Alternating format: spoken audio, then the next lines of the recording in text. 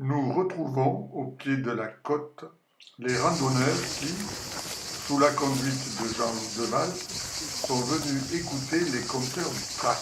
Et Albert, il s'était dit que l'hiver à la Chilade serait, ma foi, probablement bien agréable.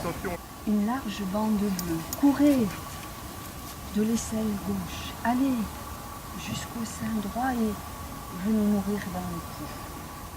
Au-dessus de cette bande bleue, un mot, sorgue. C'était un plan. C'était un plan d'un trésor, quelque chose devait être caché. Alors là, ils n'ont plus eu un cadavre sous leurs yeux, non, non.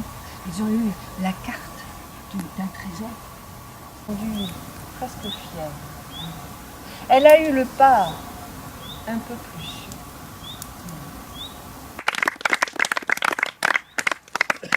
À un moment, quelque chose heurte le soc de la charrue. Le mulet s'arrête.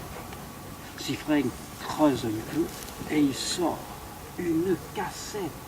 Et dedans, des écus d'or, d'argent. Il est riche, il chante, il danse. À sa femme, Rose. Alors elle commence à le questionner. Et à le questionner, et à le questionner. Et finalement, le soir, avant de se coucher, il craque. Et quand les gens l'ont vue, ils ont tout de suite vu qu'elle était différente. Elle avait quelque chose comme de la lumière dans les yeux. C'est lui qui l'a séduite, et c'est lui qui l'a épousée. Ici vivaient des géants. Il y avait des géants Drandara,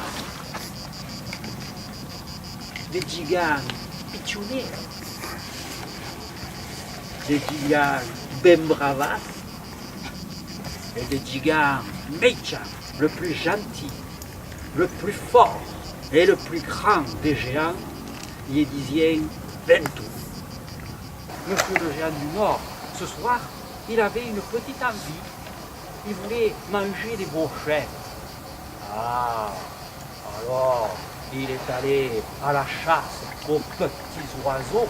Mais pas du tout, monsieur le géant du Nord. Lui, ce qu'il aime, ce sont les brochettes d'éléphant. Un jour, le petit homme, ou Capelpunchu, était sur la route des Cévennes.